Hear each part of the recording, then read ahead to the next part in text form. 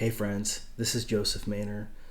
So what I want to do in this video is I want to talk about this issue of trauma versus being kind of full of shit, right? So when you have a trauma, if you don't directly target that trauma and deal with it directly target it and deal with it directly, there's other ways that you can kind of flower around or kind of dance around that trauma, which actually don't really do you any good and don't deal with the people who you're interfacing with any good, because ultimately what you're doing is you're looping on your own trauma. See? You're stuck and instead of realizing that you're stuck, you want the rest of the world to cater to you being stuck. I really don't want to heal from this trauma.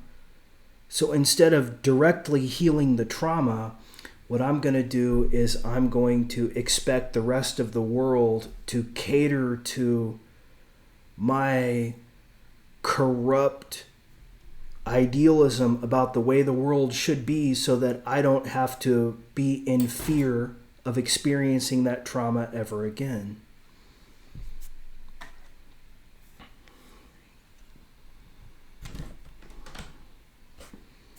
That's the problem with trauma, is it sets up a looping mechanism. And most people are unconscious to this. What I want to do in this video is I want to make you guys aware of this, man. And some people can see this, actually. Some people can see this better than other people can, because you don't always see your own trauma as clearly as other people see it in you. So, again, let's reframe this issue. So the issue is, you have a trauma. You feel like this trauma has impacted your life enormously. And you feel like you can't get out of it. Like there's these evil demons in your own mind that you can't get away from. And you feel like, until I can get away from these evil demons that are in my own mind, I can't live. Or maybe it's just like you can't live, and so you created this story of evil demons in your mind. You see, I don't know, like whether the horse is like pulling the cart, or whether the cart is pulling the horse. See, this is the issue of spirituality, of deconstructing illusion ultimately, is like, who's in control here? What's in control here? Until you understand that, I don't think you understand truth. Because if you did understand truth, you would realize that the issue of control is actually the cause of a lot of suffering. Where trauma is not being dealt with appropriately for some reason. Like it's being dealt with inappropriately, and that's what causes corruption, actually. Hurt people hurt people. You heard that, right? Hurt people hurt people. And we're all hurt people. Some people need to have a more of a hard swing than other people do.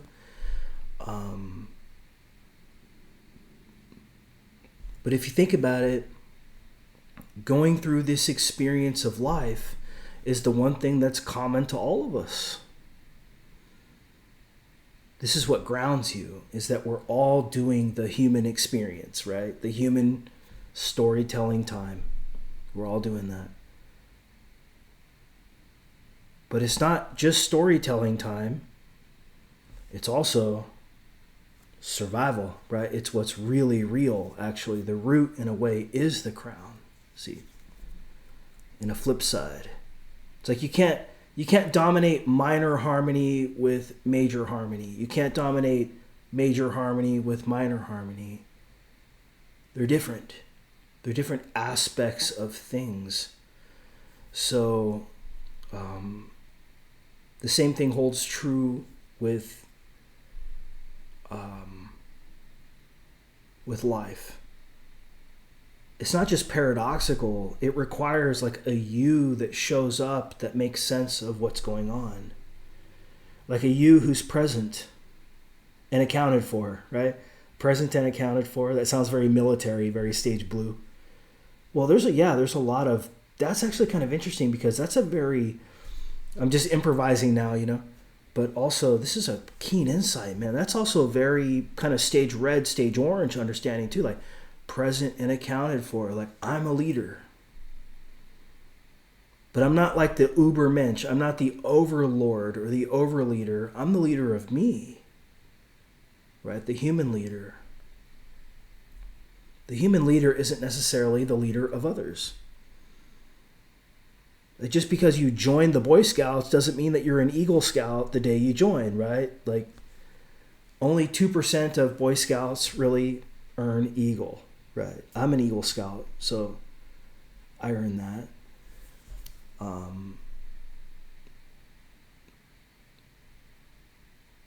But you have to be determined. And there's pros and cons to being determined. Sometimes being determined, like you hunker down, and there's pros and cons to hunkering down. You look at some of these people who are mentally diverse. We might call these people schizophrenics or people who have mental illness or something like that. I mean, I don't know, highly intelligent people. And there is something to be said for sometimes you can hide away in something. You're hiding from the body in the mind. Or you're trying to dominate other people's minds because your body was dominated in a certain kind of way. So you're looping on the trauma that happened to you, but you're presenting it in new clothing. Because you think by reliving the trauma that that's going to heal you from the experience of being violated. See? Like, so for example, if you were kicked out of something, you might kick somebody else out of something. Because you think, now, like, I'm healing myself of the trauma through this kind of ego backlash. It's an ego backlash, actually. I'm going to heal myself of this wound that happened to me by doing to another what was done to me, not the same way, but in a different way that is indirectly analogous with the way that it was done to me. And what you'll find is that this is not the way to heal yourself from trauma. This is called looping on the trauma. See? You're looping on your trauma.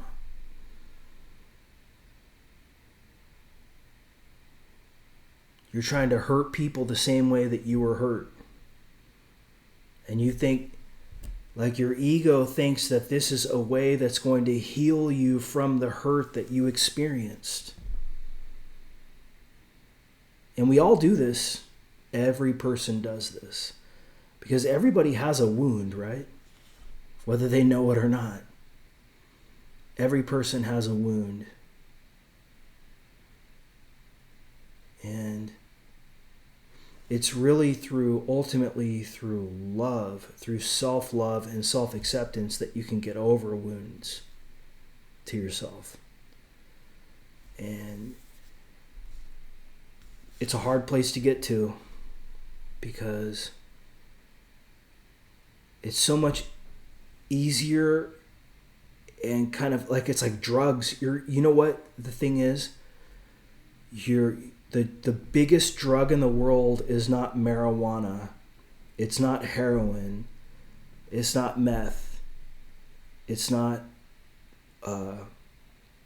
cocaine. You know what the biggest drug in the world is? Projection and hate. It's that other person who's the enemy, right? That's the biggest drug in the world. The biggest distraction in the world, too.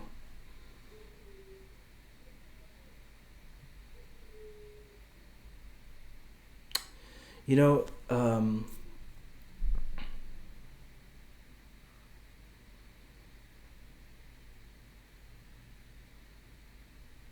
we all do this. If we teach this, it becomes, a more, kind of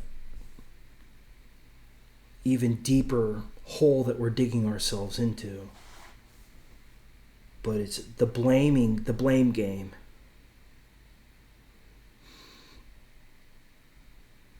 I mean, somebody who is enlightened ultimately is not playing the blame game. Like, if you think about it, somebody who's achieved truth, peace, God, all these kind of things, are they reacting to anything? Sort of, right? But it's a little bit like, I don't have to do this, but I'm doing this to kind of help other people. I'm not doing it for me, I'm doing it for you, right? Even though they know that they're not perfect.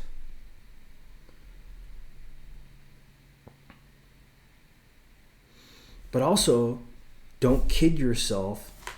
You're not always so much of a diplomat.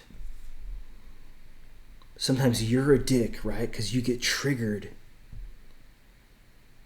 Your root triggers you. I mean, it can be so many different things that trigger you, right?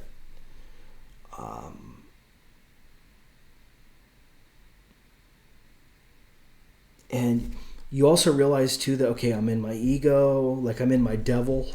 Sometimes you're in your devil, sometimes you're in your saint. Sometimes you're in your neutral, right? You're just like, I don't have an idea either way, right? I'm just kind of meditating, sitting here, and I don't have a stake in the game. I'm just, happy and or unhappy to be here. I'm kind of being as a being in itself, right? Sometimes you really feel like you need to know something, though, don't you? You really feel like you need to judge and know. And sometimes you really feel like that's right or that's necessary to do. So that can't always be bad either. And so here's the question for you, like those of you who are interested in enlightenment.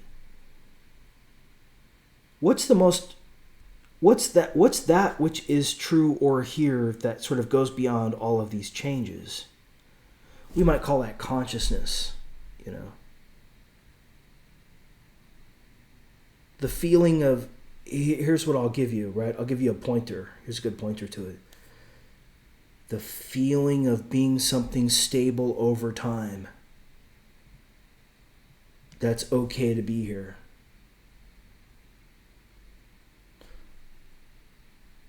But not even to, right? Even that is a kind of pointer. It's also about questioning yourself, but not too much, right? You question yourself too much, you let somebody else think for you or be for you, right? The mind, the body for you instead of for themselves. Like they can't even do that for themselves. Why would you assume that they can do that for you? So you have to recognize like your own sovereignty and the sovereignty of the other. So the crown chakra, in a way, is recognizing your own sovereignty. But the heart chakra is recognizing the sovereignty of the other. So there's a paradox. And it also depends on like how much are you coming at something in good faith and how much are you coming at something in a calculated manner, even if it's sneaky. So this is where character matters, right? Like, character is like knowing whether Like when you see something, can you believe it? Or is there some kind of deeper, more painful truth behind whatever it is that you're looking at? Or even more pleasant truth behind. But it's like a truth behind that's different from the appearance. So that can go in a positive direction and a negative direction. So we'll talk about that in the second half of this video. So just give me 1 second. All right, friends, welcome back. So what I want to do now is I want to help you in the way that I know how. And I think the way that I know how to help you is as follows. In the first instance, you need to love your own life. You need to have self-acceptance. You need to have self-love. Like, it's really difficult to do anything constructive without self-love or self-acceptance. So in the first instance, you need to have the ability to be okay, to be, everything that's happened is okay, right? You're okay. No matter what's going on. I know this is hard to do because we get triggered and we get caught up in self-hatred, and we feel like we need to heal a lot of things, right? So we get like nitpicky, like we're picking at ourselves. We're picking at ourselves. And we get caught up in this, and then not only are like we picking at ourselves, but then we start to pick on other people, right? So this kind of picky thing, like where we don't have self-acceptance and self-love, and then that translates to not accepting and loving other people too, right? And we think that this is good, right, for ourselves to do this. It is and it isn't. It depends on what your career is. I mean, if your career is to stir the pot and create drama, to keep yourself with the attention, everybody's attention, then it could be good. But that doesn't help people, right? That's like fame seeking more so than it is helping people heal. Like, I'm starting to realize, I'm pretty mind heavy too. I'm a pretty mind heavy person, traditionally. Those of you guys who have followed me, you know that, right? And so it's weird, and I kind of feel like now what I'm moving into more of is the body and the heart. And I'm seeing things that I didn't really see before, like the power of love, right? The power of giving and forgiving, and realizing this is just the way things are. Like reality has decided to give you the experience of hell, right? For some reason. Like, here you go, right? This is going to be your movie for the next couple of years, this movie of hell, a hellscape. Okay. Well, there you have it, right? That's, instead of looking at that like, I hate this, I want to kill myself, it's like, I can't do this. You look at it like, all right, like, what does this have to do with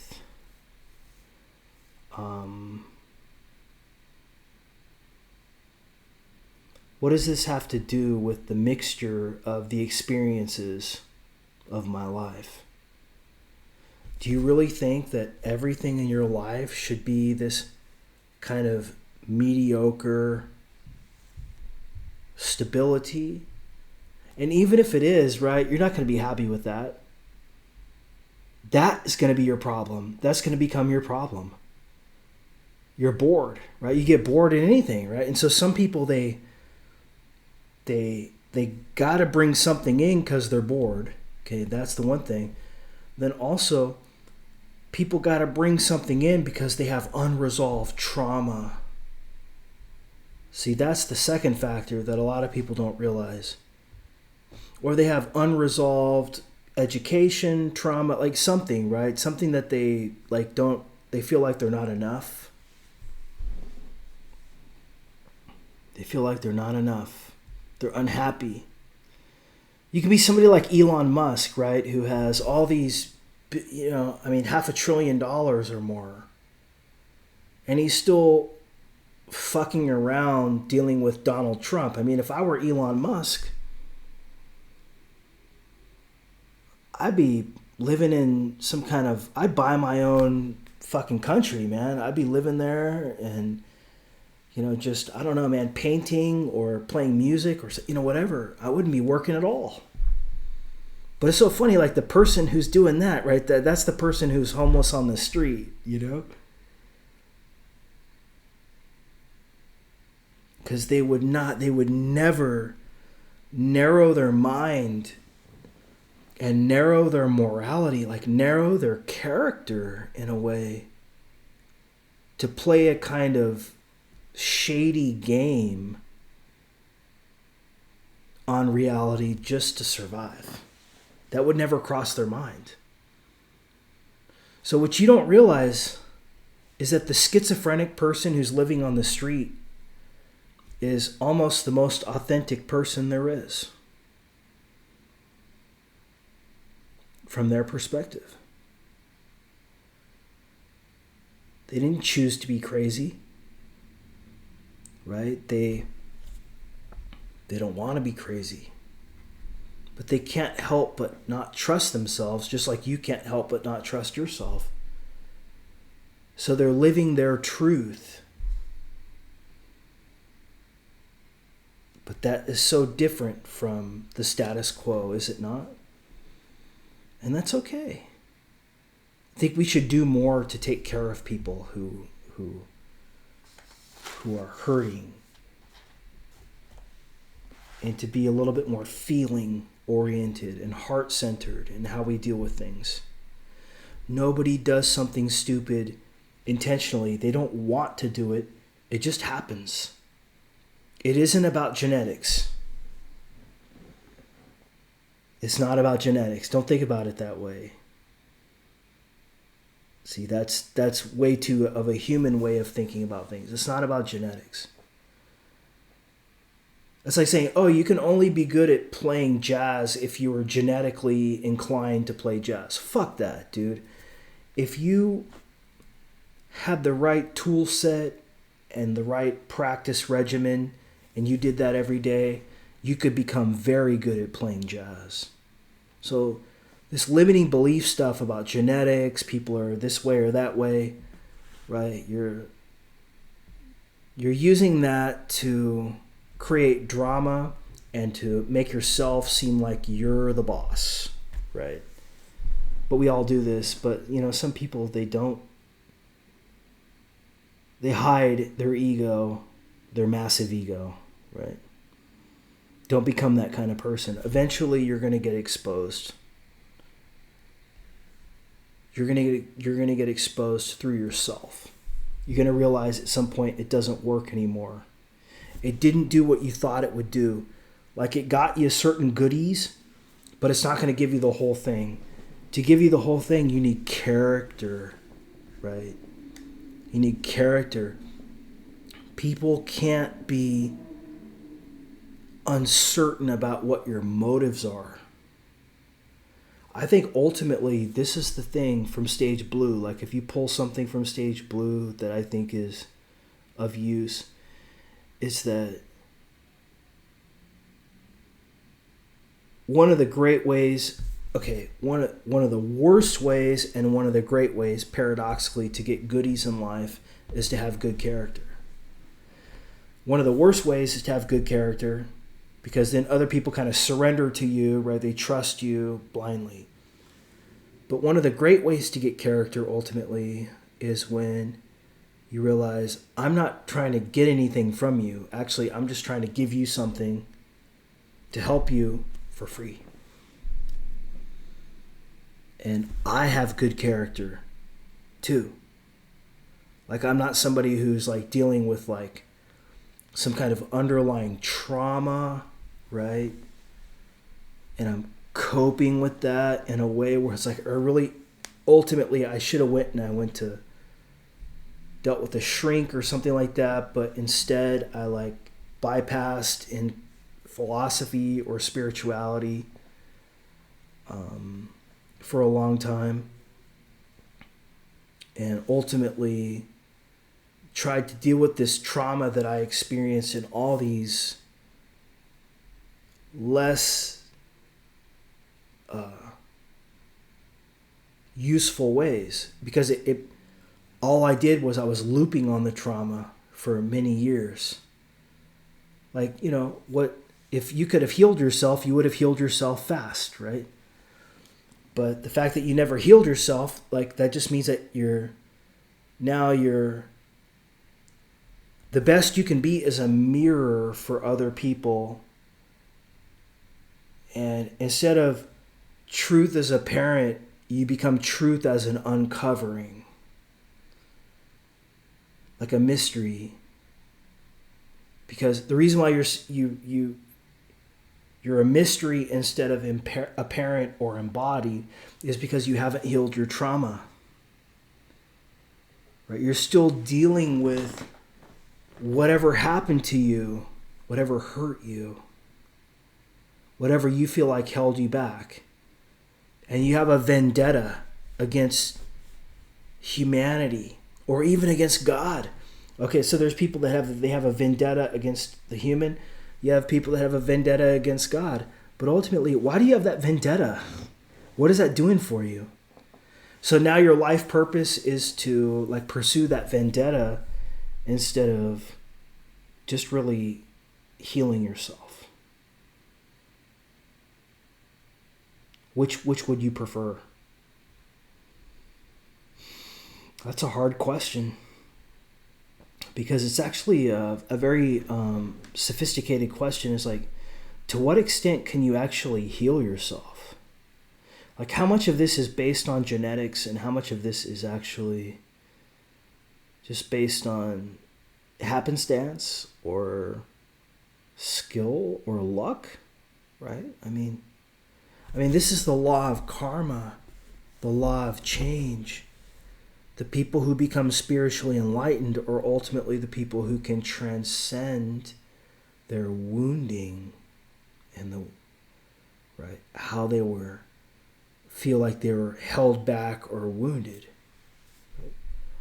They become an aspect of the truth or the real or God because they were able to fix something that other people can't readily fix.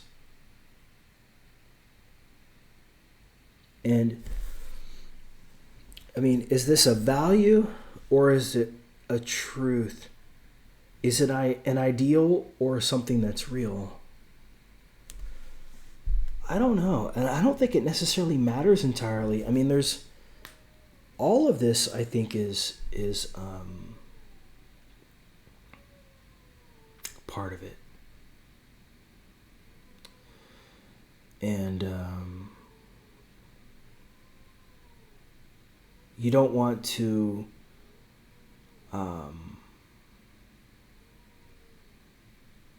throw anything away, right? You just want to notice all of it. And it's about being awareness, but without thinking of awareness as being a thing.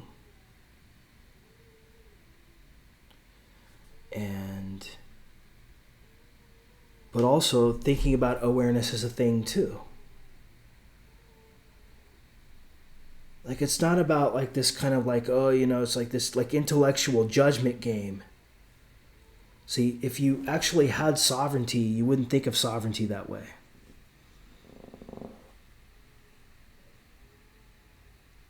It's not about somebody telling you or about accepting. It's about telling versus and accepting. And also realizing that not to. And everything is fine.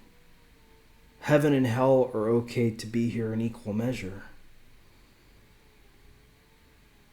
And your job is not to instruct But also your job is to instruct too, paradoxically. Okay, friends? Hopefully this makes a kind of sense.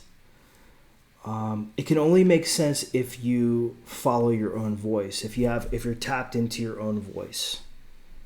If you're listening to somebody else, it's not going to make sense because they're going to try to control you with their throat, their language. But if you have a sense of intuition and insight, right, then it should make sense to you. Okay, I'll talk to you soon. Take care.